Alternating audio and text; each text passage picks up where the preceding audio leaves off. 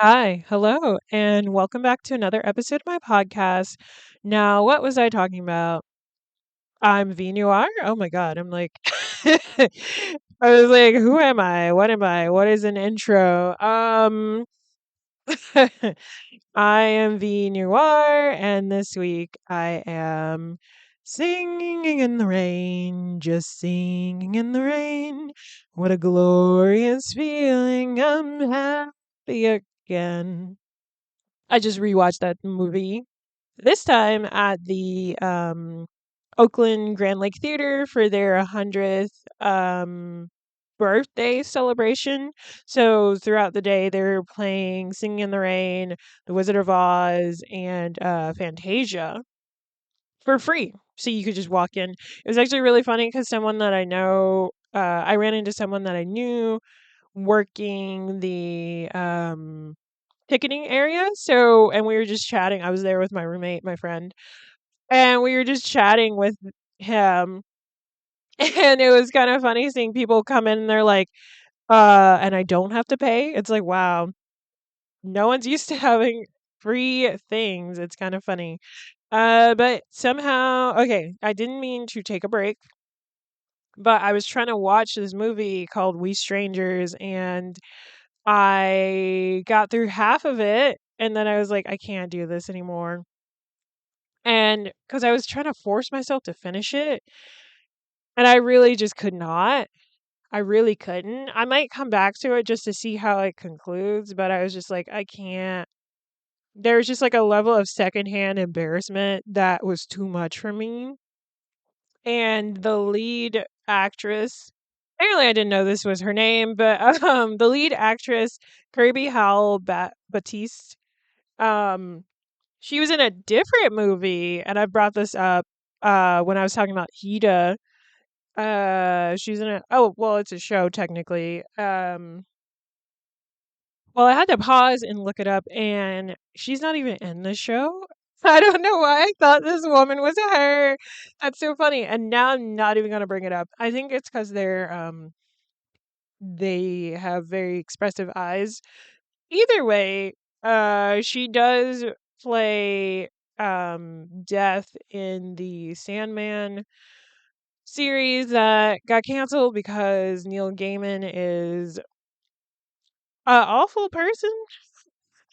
I'm like, that man needs to go to therapy and get rehabilitated or something, but he is the kind of person who is a victim turn perpetrator because the shit that he's gone through with his parents being Scientologists and and Scientologists believing that children are just small adults when that is not the case. And I say that because when a child apparently does something wrong, they are given the same level of treatment that an adult would have. And yeah, I don't know. I just remember reading that article that came out that was talking about his abuses against these women.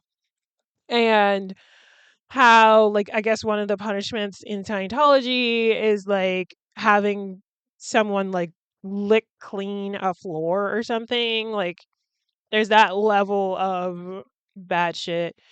And what is it? The house at the end of the lane is apparently the closest thing he's written to um something that's like semi autobiographical. And I've read a bunch of his stuff prior to his allegations and whatnot. And so if something like the house at the end of the lane is semi based on his lived reality, then like, yeah, there's like a scene where the character's dad tries to kill him. And I'm like, oh, is that something that happened to you, Neil? Is that something? Why did I even bring him up? I don't remember. But yeah, so I was trying to watch We Strangers, and there's just like this level of secondhand embarrassment that I really could not get past. Like, I just had to like pause it so much, and I'm like, I can't, because the movie to kind of get into it a little bit because I mean, even though I didn't really finish the whole thing, I like it was getting somewhere. She was also in the good place as one of Chidi's love interests when they get sent back to Earth and then brought back to the afterlife. It's like a later season. Um We Strangers is on Amazon. Amazon. So I'll read the synopsis there. Because I'm like, Amazon synopsises, nope, we're going to pause. I brought it back to Amazon and then it was like, oh, you want to continue watching where you left off? No, don't. Anyway, so at least the synopsis. In a gritty Gary, Indiana, quick-witted cleaner Rael takes a strange new job that spirals into the surreal when she claims she can speak to the dead. After her lie spins into power, secrets, and chaos, Ray must decide how far she'll go to hold onto control. We Strangers is a darkly funny, sharp, slice of life story about identity, power, and the quiet lines that divide us. And I'm like, that sounds interesting. I wanted to like it. And I remember I was trying to watch it over a few days, and I'm like, I'm also like, can you tell that I have a level of dyslexia because I had to pause to figure out where I was because my eyes were like on the screen. This is why it's hard for me to read fan fiction. I can't do it. I would have to print it out, but I don't want to waste paper printing out something that ends up being awful. And I know that some fan fiction is just awful, but you love it, because wow. Awful as in good, not awful as in bad. But I'm like, I don't want to run into something that's awful, awful as in bad. Um, you know, and I don't really believe in people's recommendations sometimes because I'm like, we might have differing levels of what is considered good and what is considered bad. And I'm like, you need to explain to me if this is good in a bad way or if it's good in a good way.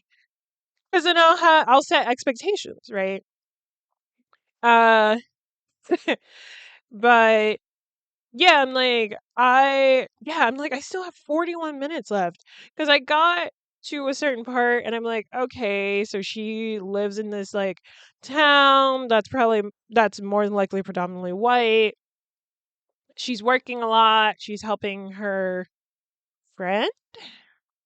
Question mark? Because I'm like, is that like her girlfriend or her girlfriend? And her mom get to work. She's a cleaner. And then she floats the idea that she's a psychic to this white lady and then gets $100 out of her to do a reading.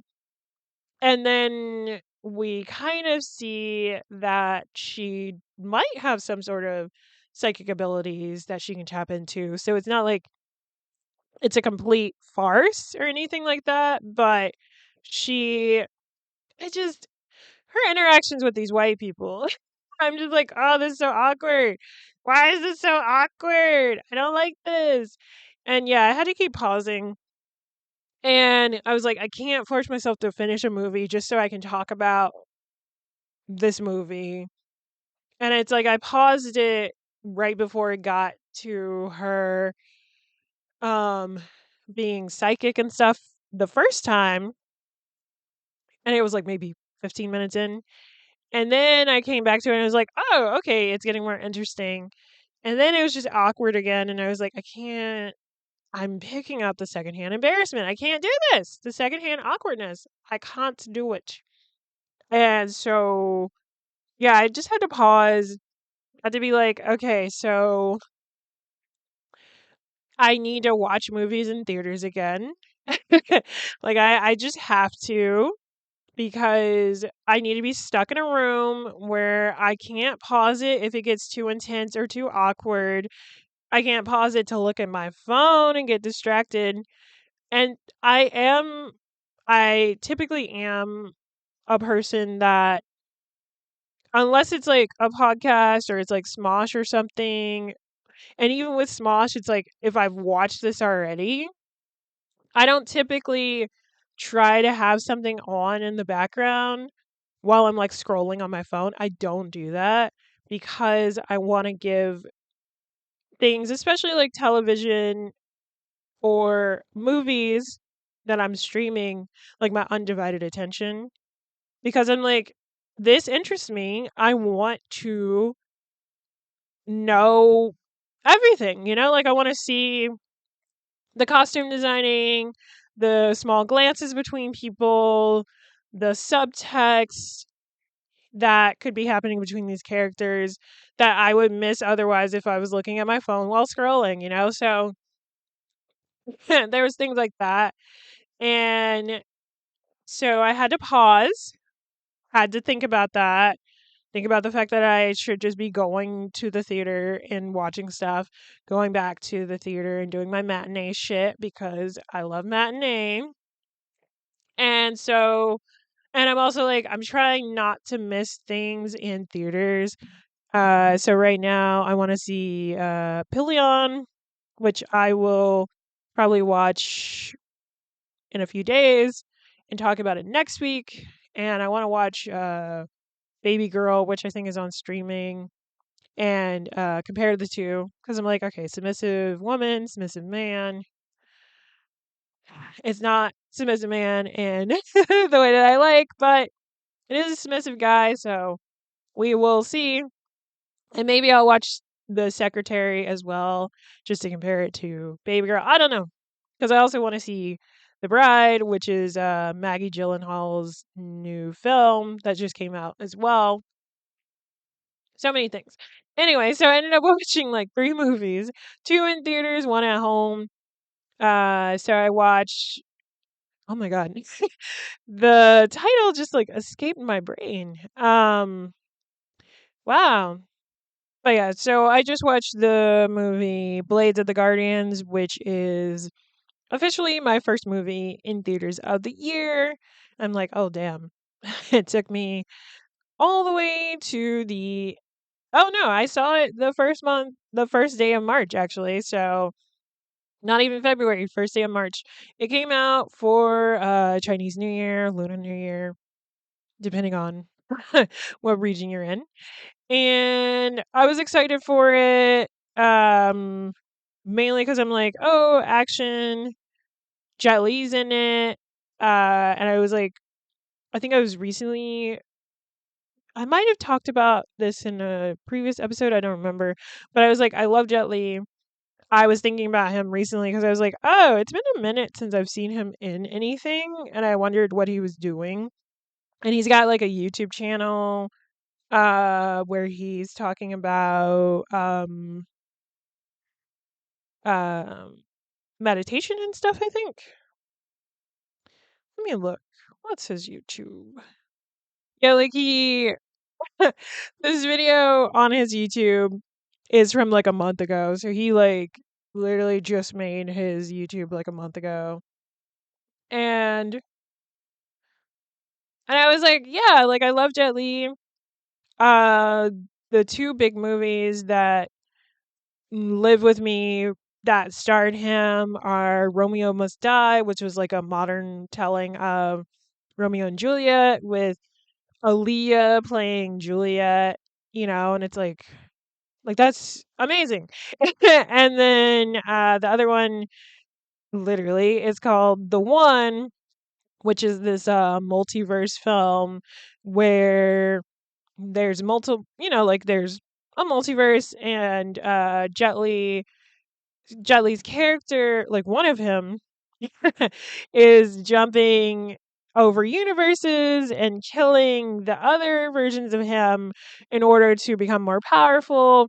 And then there's a different him that kind of finds out about this, and it's a little convoluted, but love that movie as well. So it's like those are 2 big movies from my childhood that I remember that he was in. And then there's always like this sort of level of black cinema and kung fu, like black Chinese, uh, American specifically, um, overlap that just happens as well. So there is, like, I do have a love for like kung fu movies and stuff. Although there are some classics that I haven't seen. Um, but yeah, so I was like, "Oh, how's he doing?"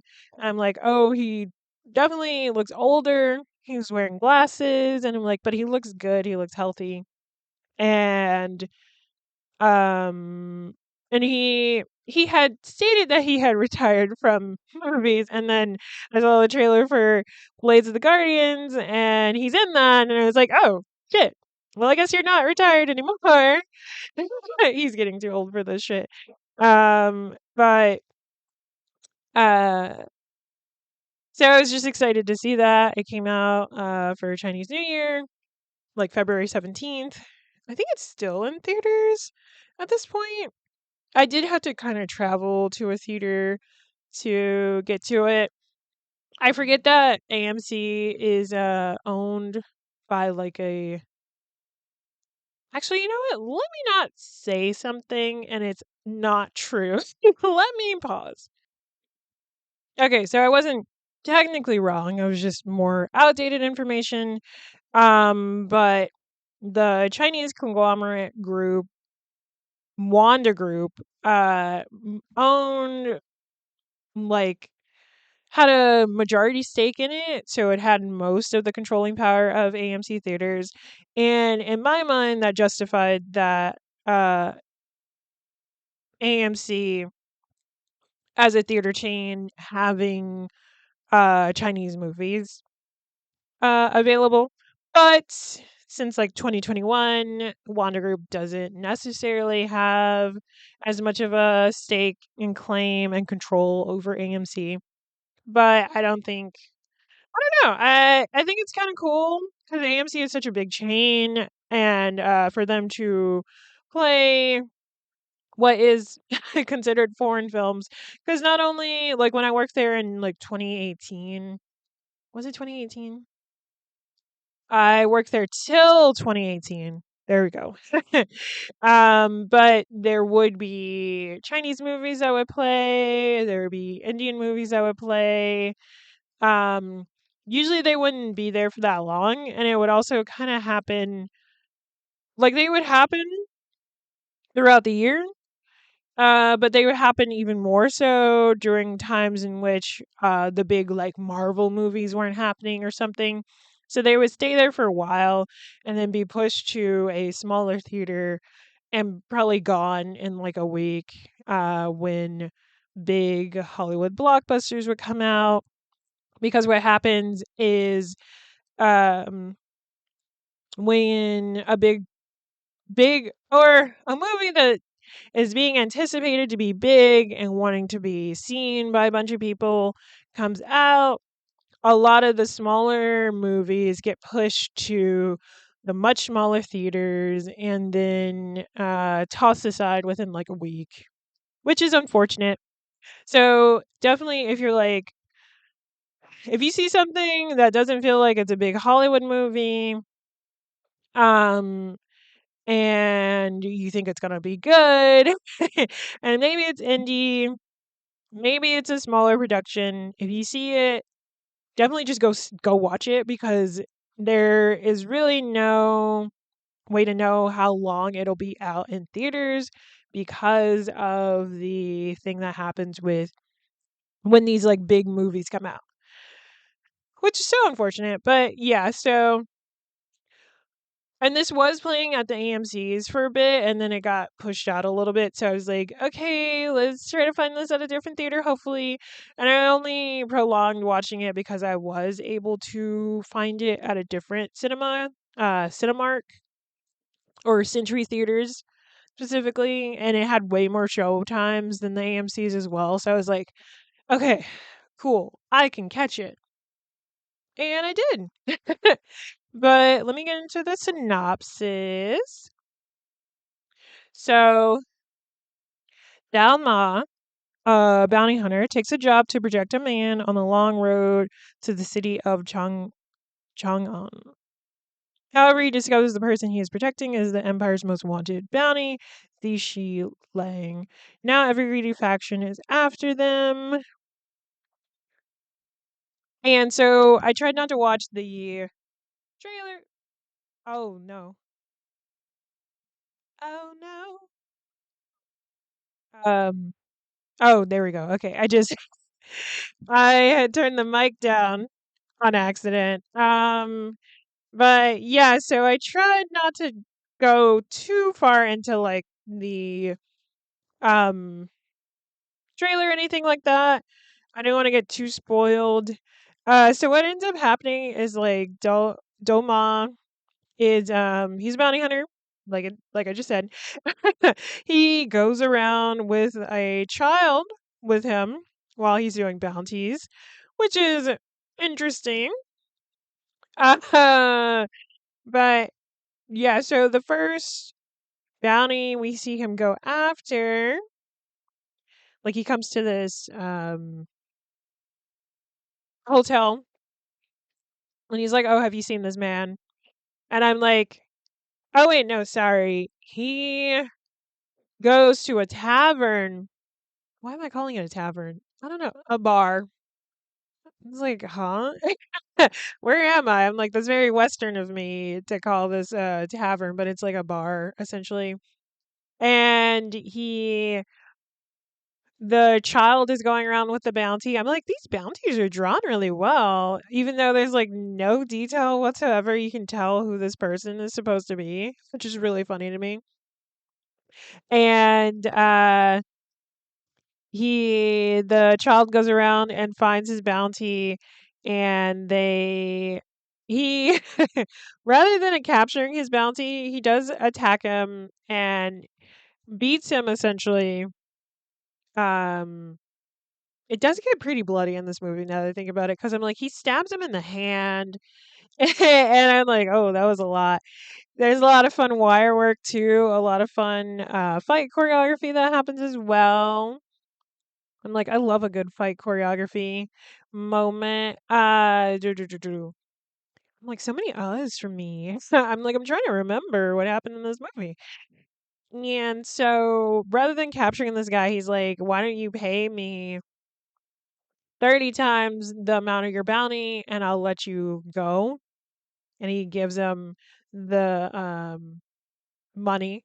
And this is my first time, because I knew about like Chinese coins and everything and how there's a hole in it, but I was like, oh my god, this is so smart.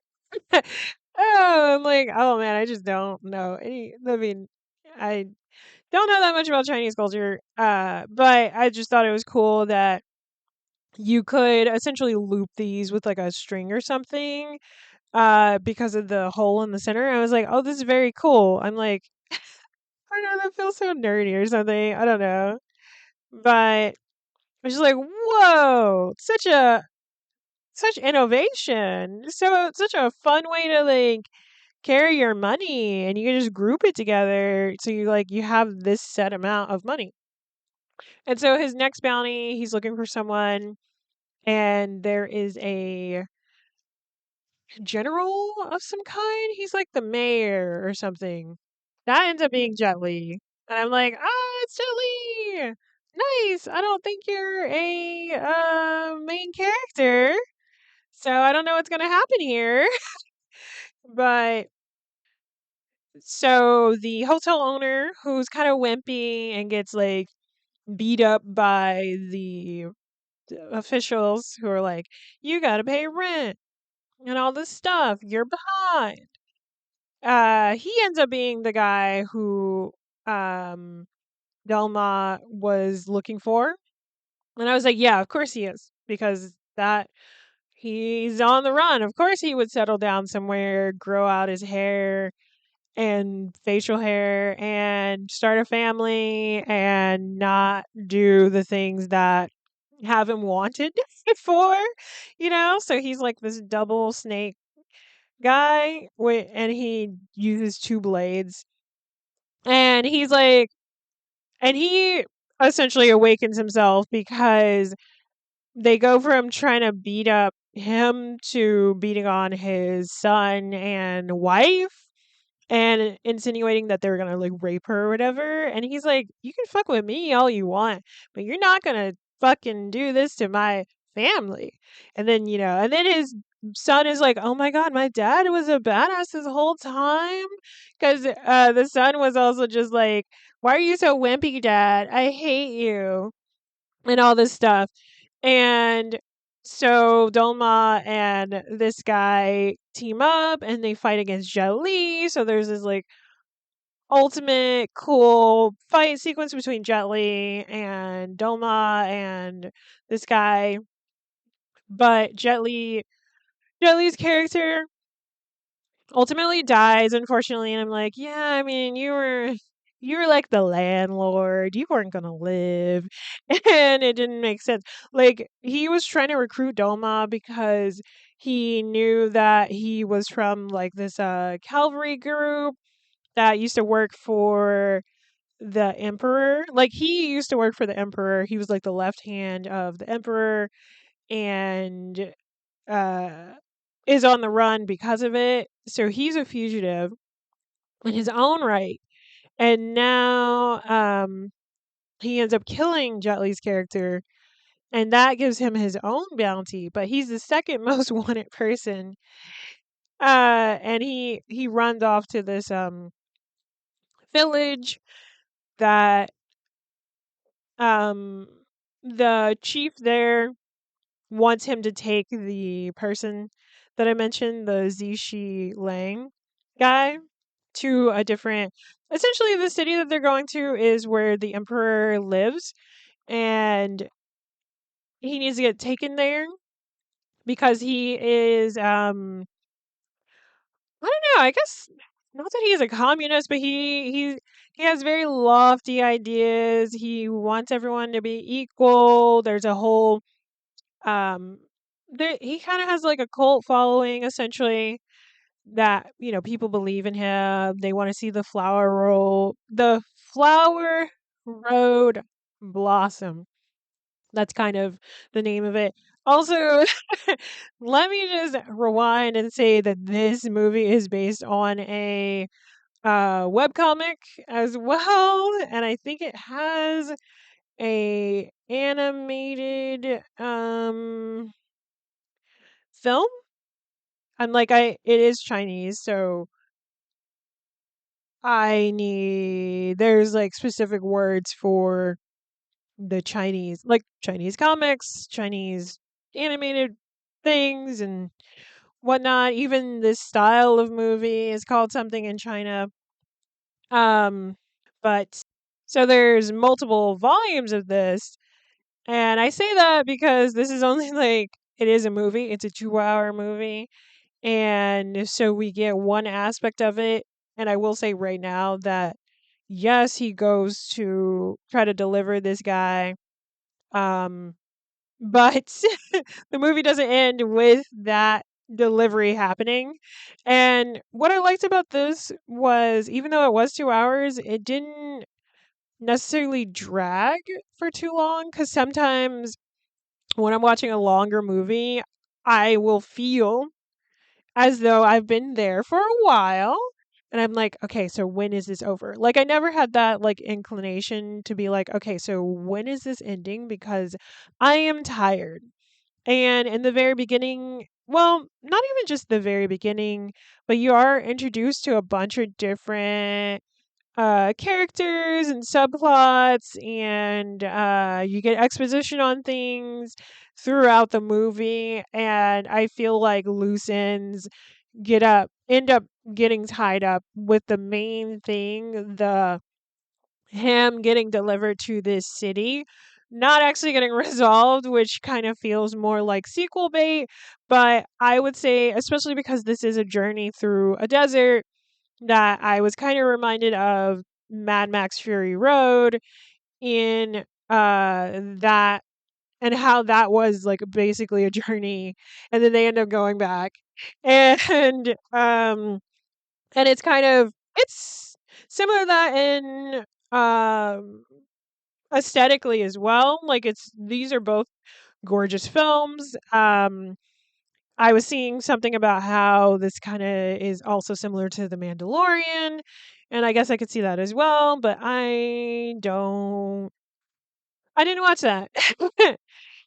I'm okay with Star Wars. I was gonna say I don't fuck with Star Wars, but Star Wars is whatever to me. I just wish, um, like I understand liking villains and whatnot, but I wish that people who partaked in watching Star Wars as entertainment were more influenced to I don't know, go against a fascist government.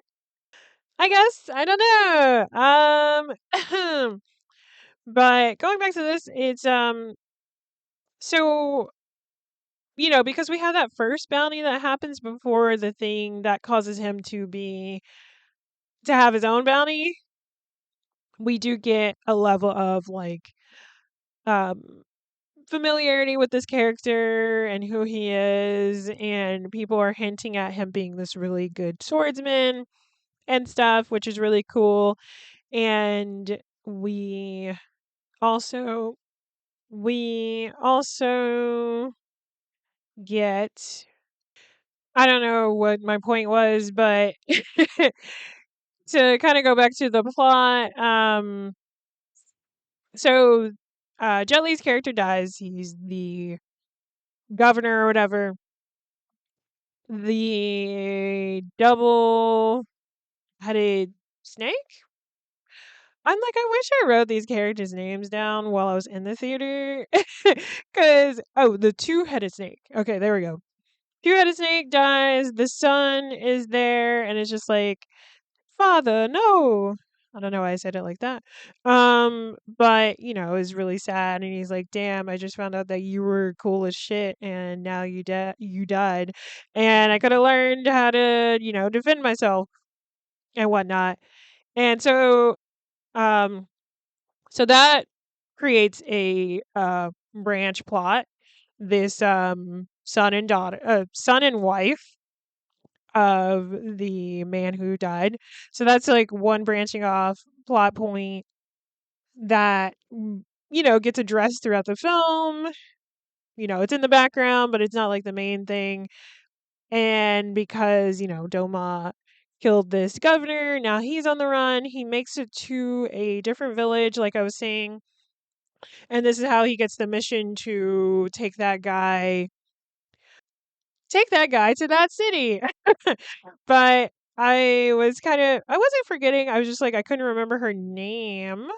But the chieftain's daughter, uh, Ay- Ayuya, Ayuya, Ayuya, Ayuya. She is insistent on going with Delma because she wants to make it to this city that she's never been to because she's never left her village like that. And the chieftain insists on it as well because Delma is like, no, you shouldn't leave. And we find out that she was engaged to this other guy, but she didn't want to actually go through with it. It's kind of hinted that she might have a crush on Doma. He definitely doesn't see her in this way. The fact that he goes out of his way to be like, kiddo, get out of here. You're such a kid. Like he really doesn't see her as like anything other than like a very young person. And I wouldn't say that, like, it's kind of hinted that she likes him, but it could easily be just like she admires him, but isn't like attracted to him in that way. And so I'm trying to. Oh, yes, I do remember what happens to her. So she goes with him. She also like saves his ass with her men when he's getting chased by the governor's men because she's one of the people. She's a archer. I'm like, I love fucking archery. She's an archer and she very good shot just in general. She's phenomenal. And she saves his ass. So she's like, "Yeah, I'm not dead weight. What the fuck are you talking about?" And she goes off. It's her and her friend Annie, uh who is also an archer. They're together and it's the guy whose name I keep forgetting. Zishi Lang, Zishi Lang, Zishi Lang. That's me trying to remember, not trying to pronounce it. um, Zishi Lang, who has this really cool like mask and facial makeup, and I think because of anime, I was like, oh, is he gonna be this like super powerful man? And it's like, no, he's actually very wimpy and very like peace, love, and no, he's very wimpy. He's also just very eccentric. I'm like, oh, he's out here. um but he's kind of yeah, he's funny. He's funny. He's just like, oh my god, yeah. So I remember when they were traveling and running away from other people because again, he is the most wanted man now, and then Dolma is the second most wanted man. So even though people are after him, now that he has the number one most wanted man, they're gonna go for that person first instead. And so we have them on their journey. They're rushing off, and in the background we flip back to the son wife scenario. They're kind of still there. The governor's people show up again, and these two characters show up as well. One of them looks similar to Delma. His name is D10, and he is actually looking for Dolma, but not in a friendly way. Even though they look very similar, he actually is trying to kill him. And it's him and this woman who I think they were just calling her like the one-eyed something. Yeah, they just call her One Eye. They didn't give her a name really. She's badass. She does have just like an eye patch on one eye, but she has this like, if you think of, I don't know what it's called, but similar like how Wolverine's like claws essentially, like they're very sharp. She has some she has like an attachment like that she can just pull out. And so she uses that to like kill this man in front of the wife, and then both Detain and her kill all these people because they're looking for Dolma, and I think they just got in the way. So this freaks out the son and wife duo, and they're like, you know what? Maybe we shouldn't stay here anymore. Maybe we should go. They also end up heading to the village. And then the village is going through stuff at this point because the village is a part of a few other villages, like a community of villages where all the chiefs come together. They're in a treaty, I guess. I'm like, what is it called? They are in agreement with each other where they don't, mess with each other. Maybe they protect each other, whatnot. They're in an agreement in that way. So they come together. They're told um that the emperor wants Zishilang, and that they wanted to see if all the chieftains were in support or not, and then if they weren't, they would be killed essentially. And this fucker, who is the ex fiance of Ayue, Ayuye, um, he's awful because he is an Asian man with dreads. That's how you know he's a villain.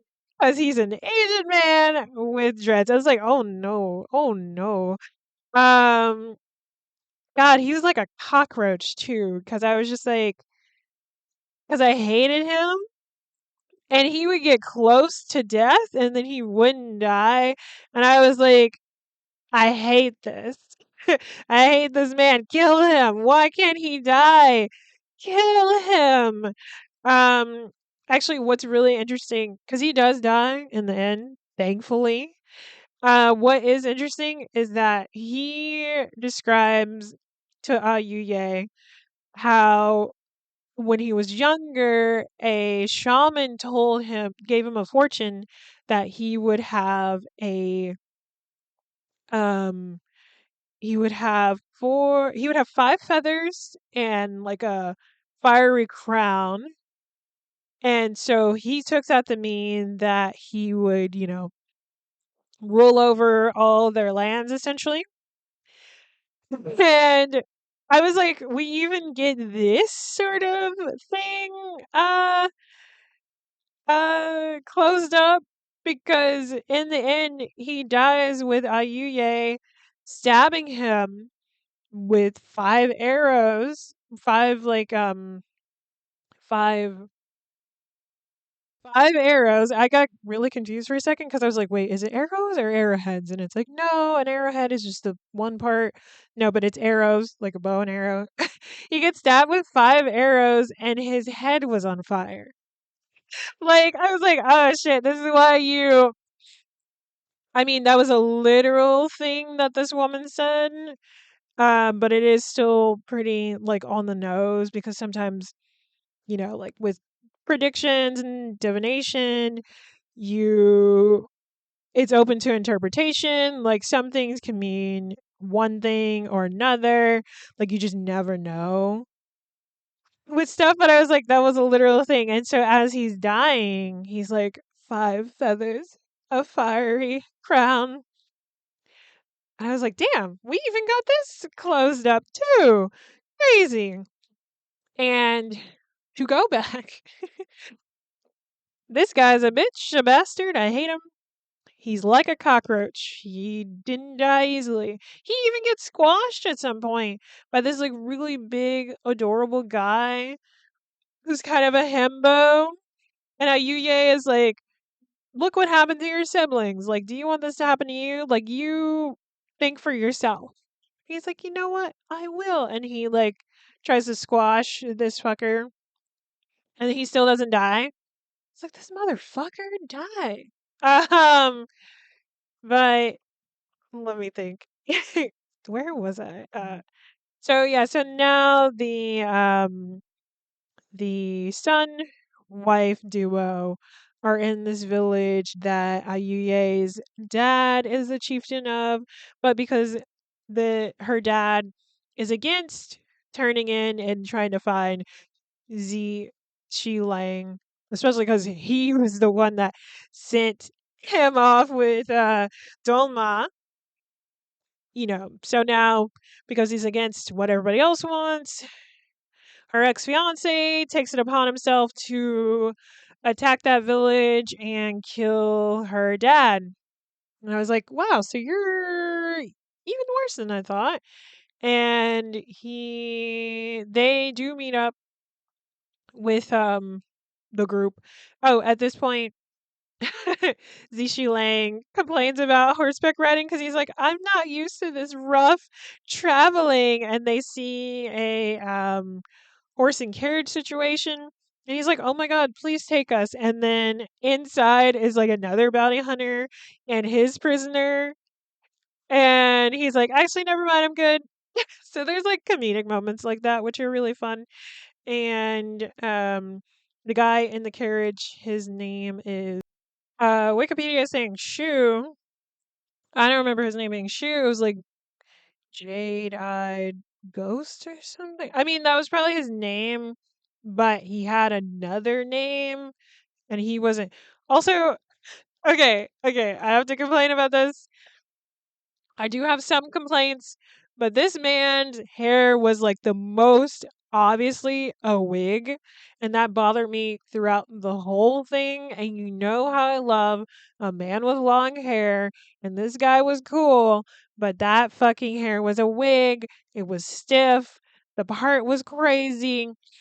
And I'm like, all this costuming, all this like level of detail and everything with the costuming and stuff. And you're telling me you give the other main character an awful wig? Also, there were some parts in the very, very beginning where like Doma and maybe another character look at the camera and stuff, and I was like, you're looking into my soul now. But I was just like, I got a little distracted with that. And then I had to get used to the wire work that happens in a lot of these movies again because I'm like, oh yeah, I haven't seen one of these kinds of movies in a while.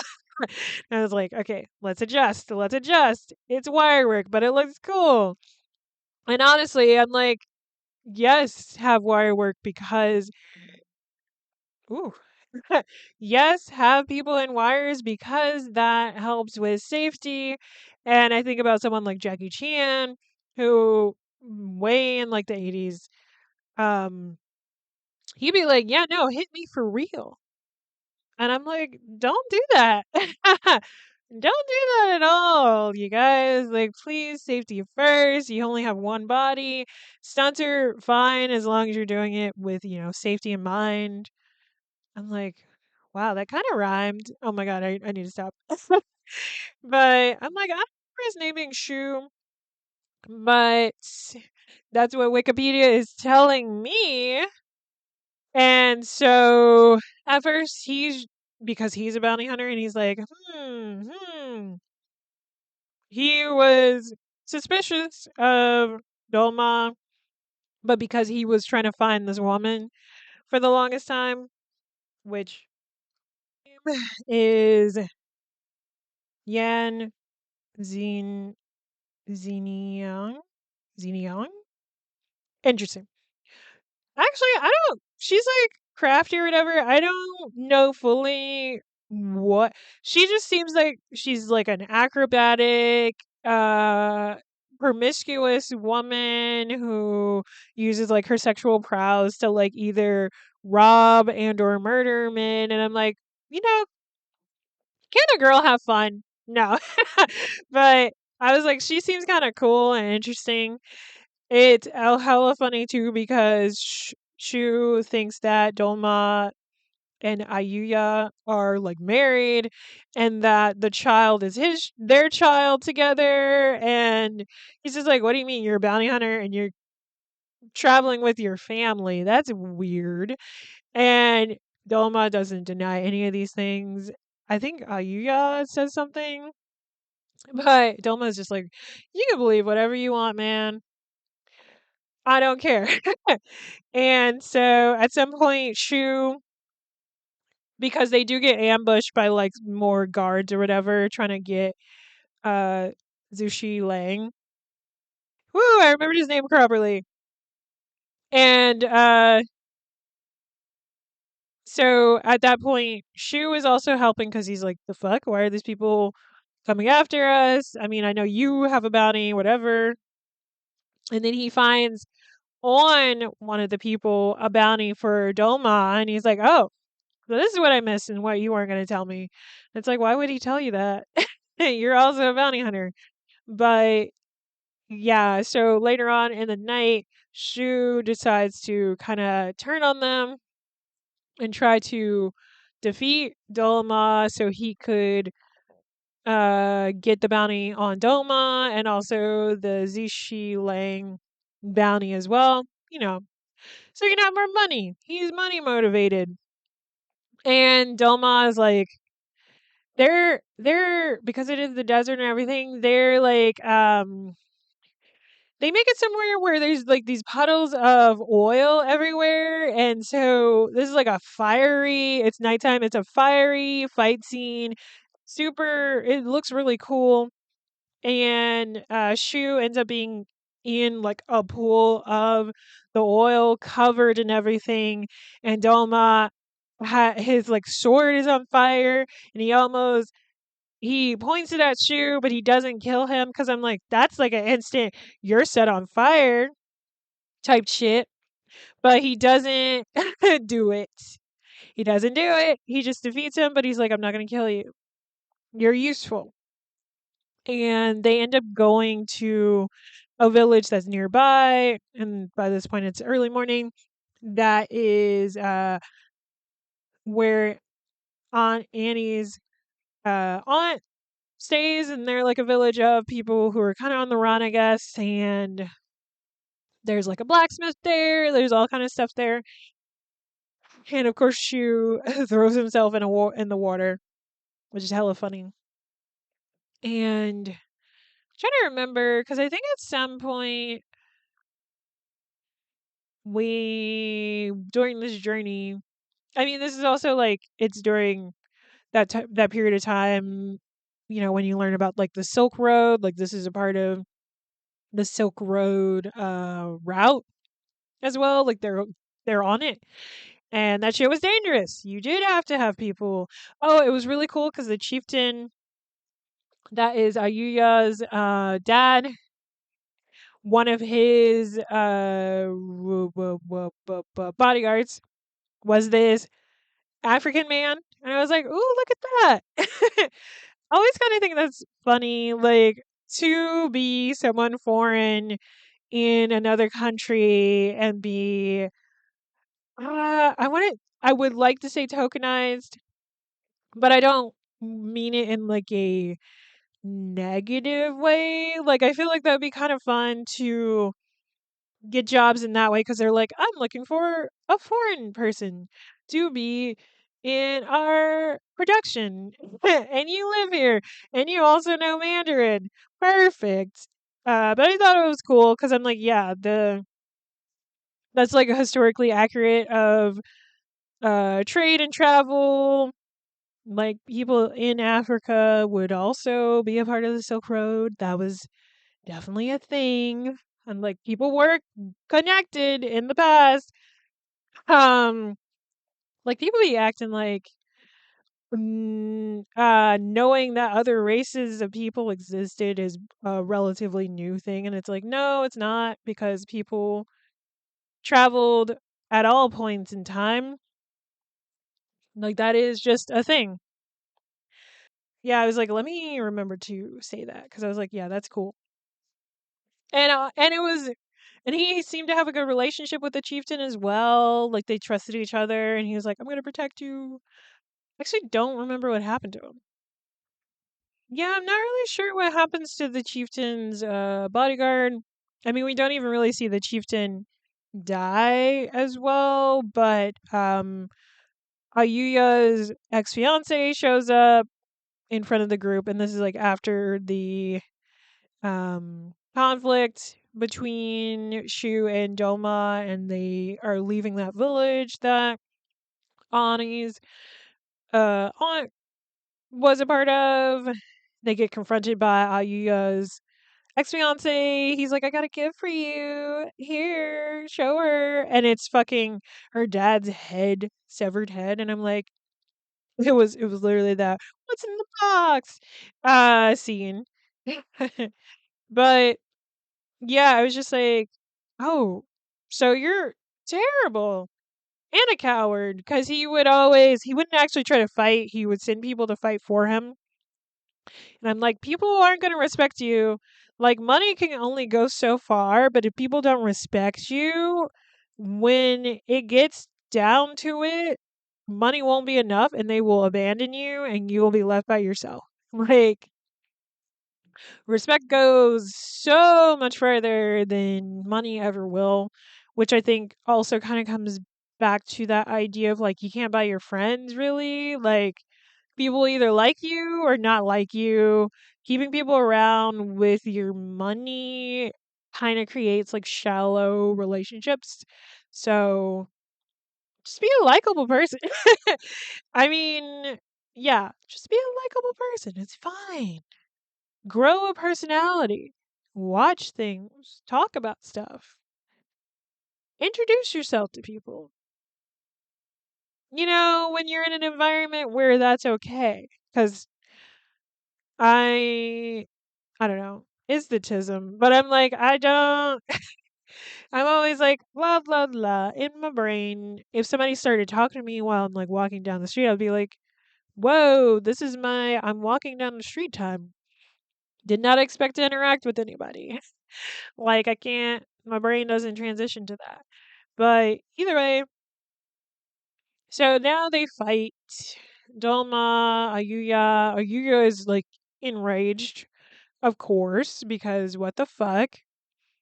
And this guy's still like, but you're my fiance still, right? And it's like, the fuck?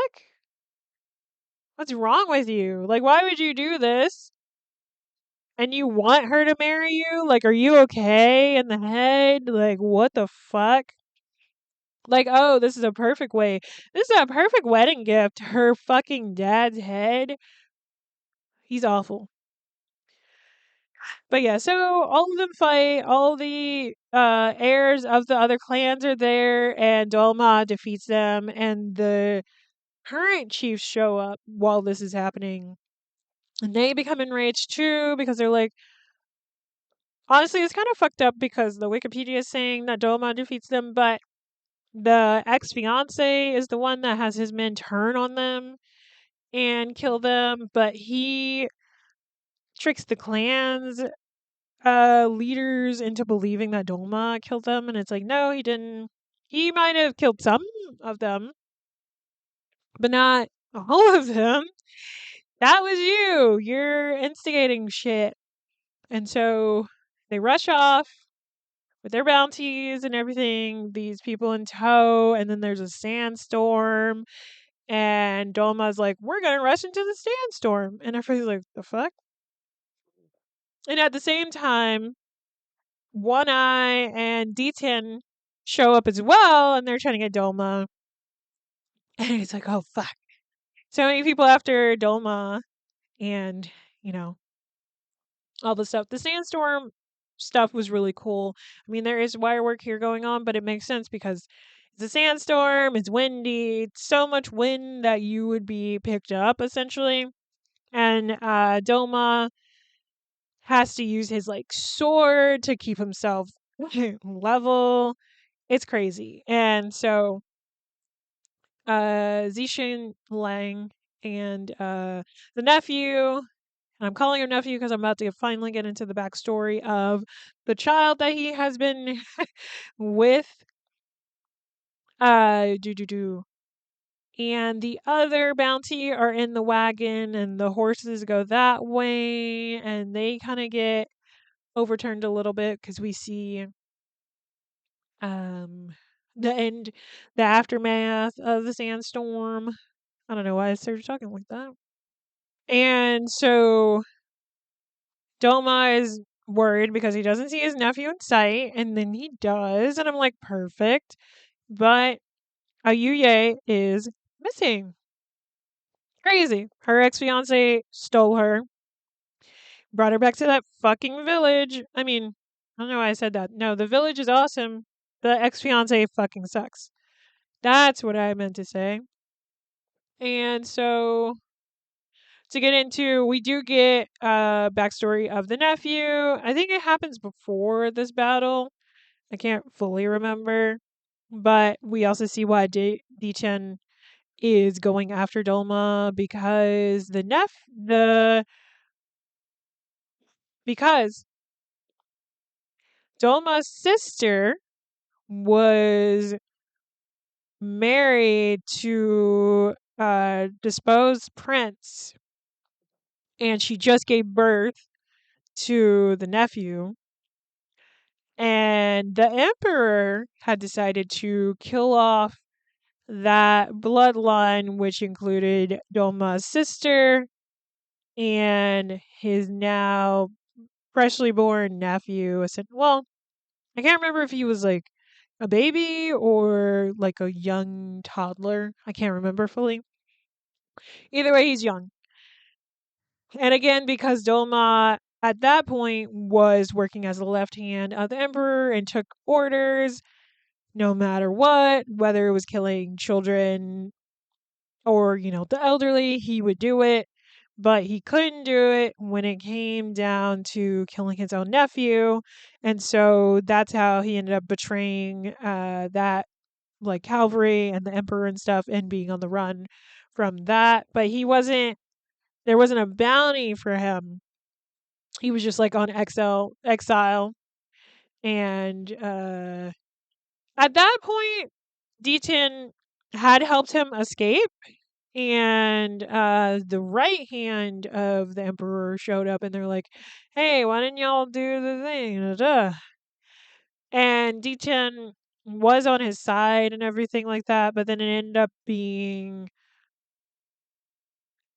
just ended up being bad all around because everyone else a part of the team ended up getting killed. And so D10 is coming after Dolma to seek revenge. And yeah, so that's why D10 and I was gonna call her Left Eye. One Eye. 'Cause I'm like, is it her left eye or right here? I think it is her left eye. But either way, that's why they're after Dolma because of what happened in the past. And yeah, we find out that his nephew is actually a prince.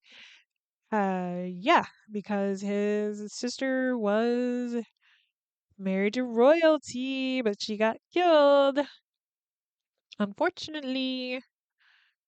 And so Dolma gets to a certain point with Shu and Zixin Lang, and they're gonna take this boat to get to the next point, like the town and everything like that. And Dolma is like, I can't travel with you further than this.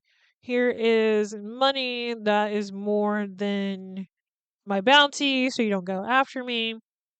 And all this stuff. And Dolma decides to go back to the village to save Ayuya from her ex fiance, who is a terrible person.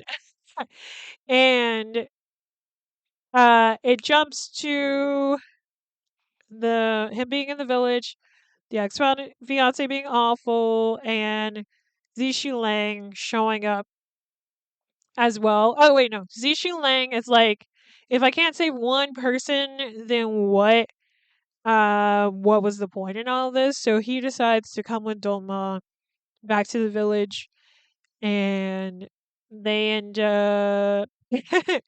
At first, I was like, "Oh, Zixu Lang is actually a badass. Look at that!" Because he starts fighting and helping Dolma fight against the ex fiance's guards and stuff. Because again, the ex fiance doesn't fight; he sends others to fight for him. This man's so annoying, but he ends up being Shu in disguise. And I was like, oh, of course. Of course. And Shu is like, money isn't everything, and I want to help you. And especially like because Dolma could have killed Shu and he decided against it. And then when Shu actually sees Dolma kill, he's like, oh, you really could have killed me. You really could have you really could have killed me, and you really didn't. Like, whoa, you're talented. Oh, okay. Like you're showing mercy here. Okay. And so, but I mean, you see how I'm describing all of this? Like things just keep happening. And we do get those quieter moments where we're getting flashbacks and more exposition. Because we even see a scene where Ayuya's they have to she breaks the engagement, but as is tradition in that part of the land, the father has to walk barefoot in the desert, as the desert has to be witness of their engagement being broken. And so his feet are bleeding. She's like, no, they won't even see you at this point. Like, it's fine. Get up here. And he's like, I have to do this. And, we get this another instance of like this chieftain being someone that cared deeply about his daughter and what his daughter wanted and how he wanted to protect her. I think we were getting that flashback while she's seeing his head and crying about it and stuff. I can't remember. I'm like, so much happens. But I'm like, yeah, no, things just kept progressing. And at some point, Dolma, I'm talking back to the village. Dolma is back in the village, and the people fighting for the ex fiance decide to drop their weapons because they're like, this shit's not worth it. And then Detian shows up and decides to fight Dolma again. Shu stays out of it because he's like, yeah, that's y'all's fight. Dolma does end up defeating Shu. And that was crazy too because he ends up, I'm like, I forget how he gets stabbed, but he does get stabbed, but then pierces the he forces the blade further in him to stab Dichen. Crazy. Crazy. And I'm like, thank God he's like stabbed in a way that isn't like gonna like also instantly like kill him as well. Like it was his shoulder or something. I'm like, damn, this movie bloody. There's a lot going on. Keeps going. And so while Doma is fighting all those people, Ayuye wakes up tied to a bed, and her ex fiance is there. The big tubby guy shows up, and that's when she convinces him to, let her go and make his own decisions. And then the ex fiance shows up, and he's like, "Where'd she go?" And then she starts fighting him. He can fight, I guess, but I guess when he's only fighting a woman, I don't know, misogyny. And then this is when she proceeds to kill him like the shaman said he would end up being. I was like, that was crazy too, because when he was on fire, like his face melted a bit, and I was like, why is this so realistic? Uh, why is this so realistic? And I didn't like seeing his like eyeball melt. That was crazy. That felt like a I'm like, even if that was CGI, that was done really well. And if it was practical, that was also done really well. Don't know how they did that. Uh, but so then, yeah, so she defeats her ex fiance. She becomes the new chieftain of the village. Most of the heirs and the chiefs are gone anyway. So it's like, so she ends up not going with Dolma to the city because, now she's a new chieftain. What is she going to do? She can't leave. She's got to stabilize her village. Dolma and Shu and Zishi Lang and also the nephew are on their way. Shu tells his bounty. He frees his bounty and is like, be on your way. Like, it's fine. And she's like, I want to go with you guys. And she rides off with them on a horse as well. And the movie ends there.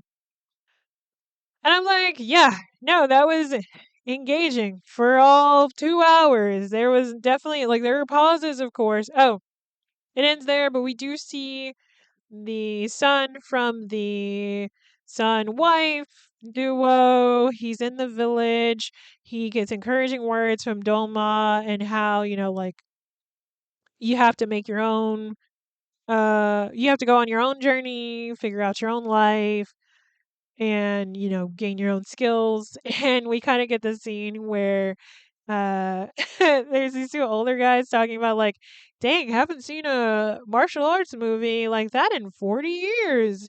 The young people really got it, or something like that. And I was like, oh, that's adorable. And then we get the and like, I didn't watch this movie just for this, but we get the Jackson Wang OST in credits that come in at the very end, and it's all very like inspiring and um high energy. There's like a youth choir segment of the song as well. It's very fun. It's a very catchy song. And like I'm like, what are the lyrics? It's like, "Jeez." I'm like, I could do the melody.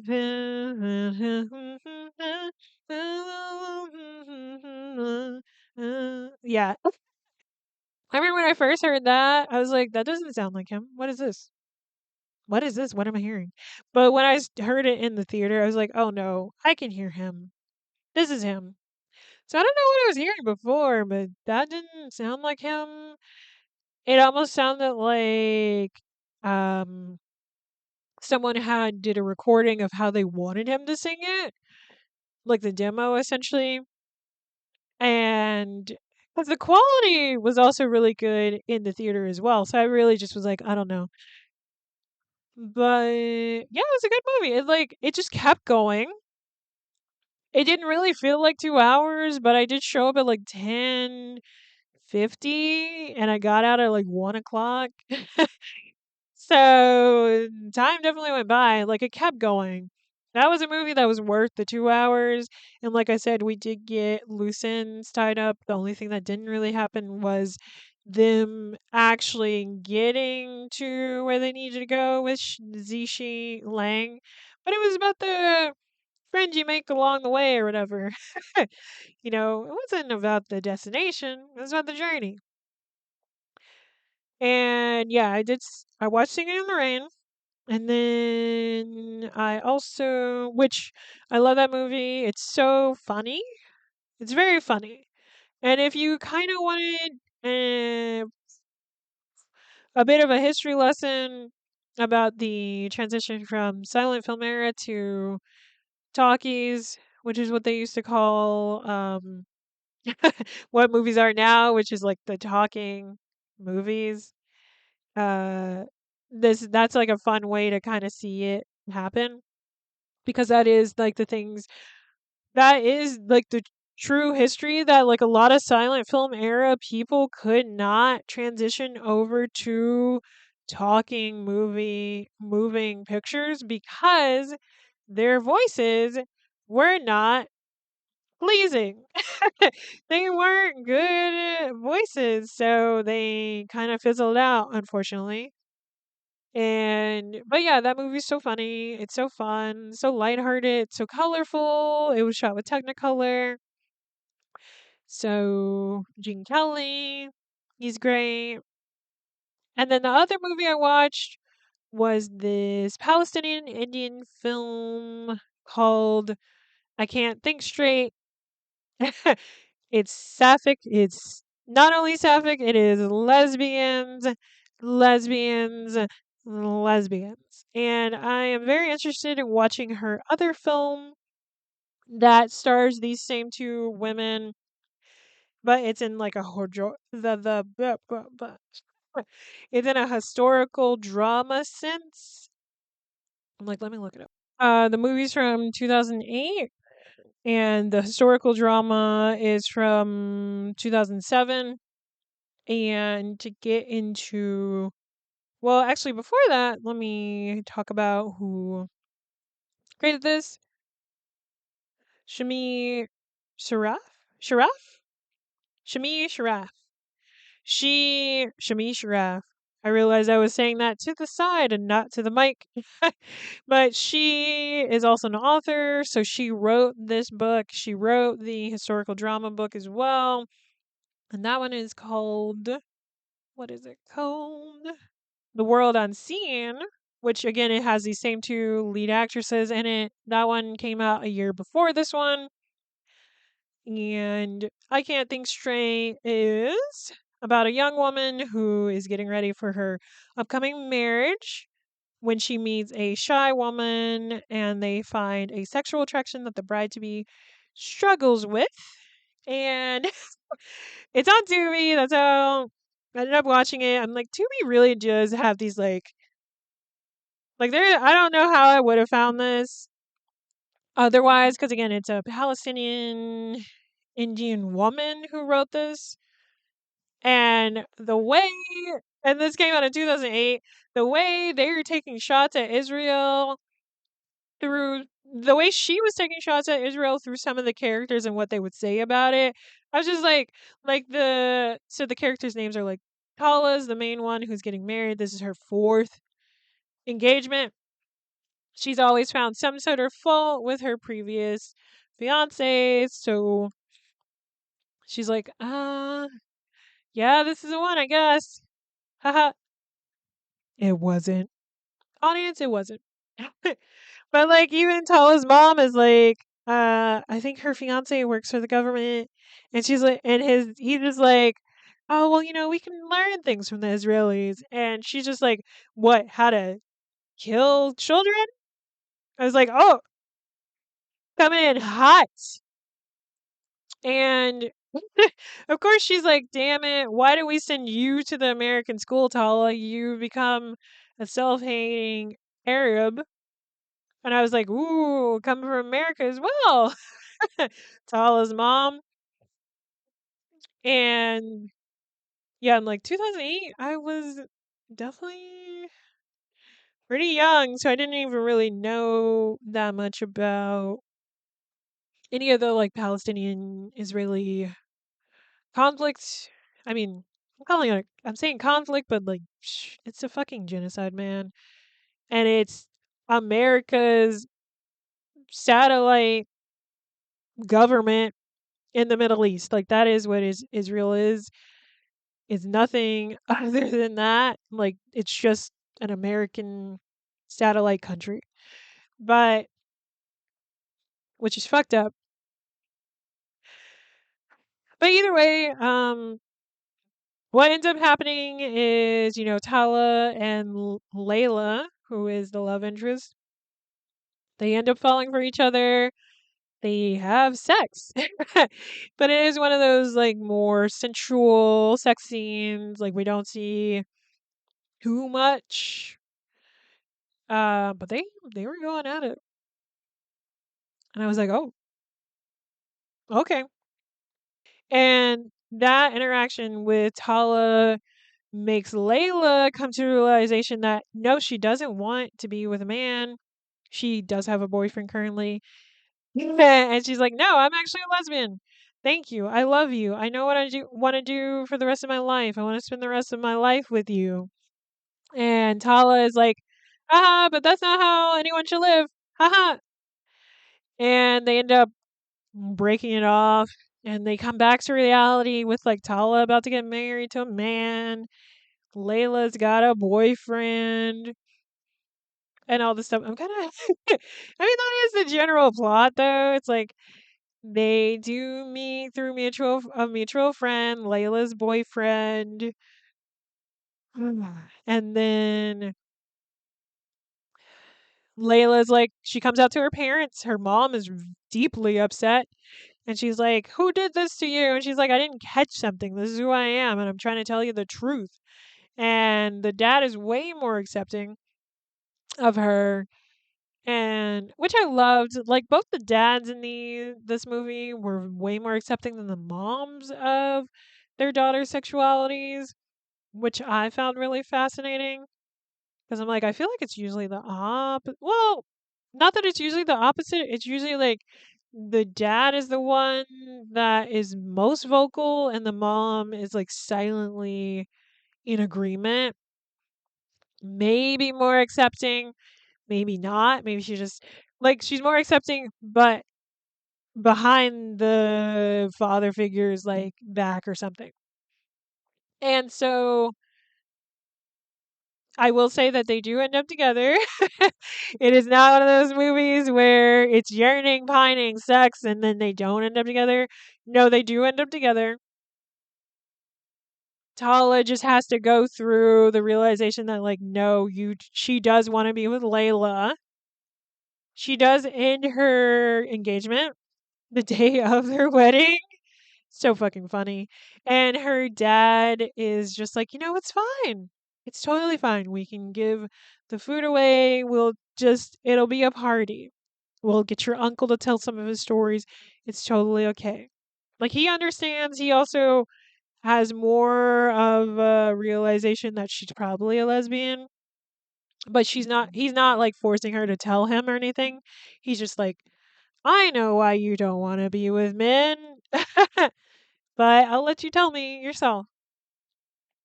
And oh, she has like two sisters. One of them is married, and she's obviously not having a good time in her marriage.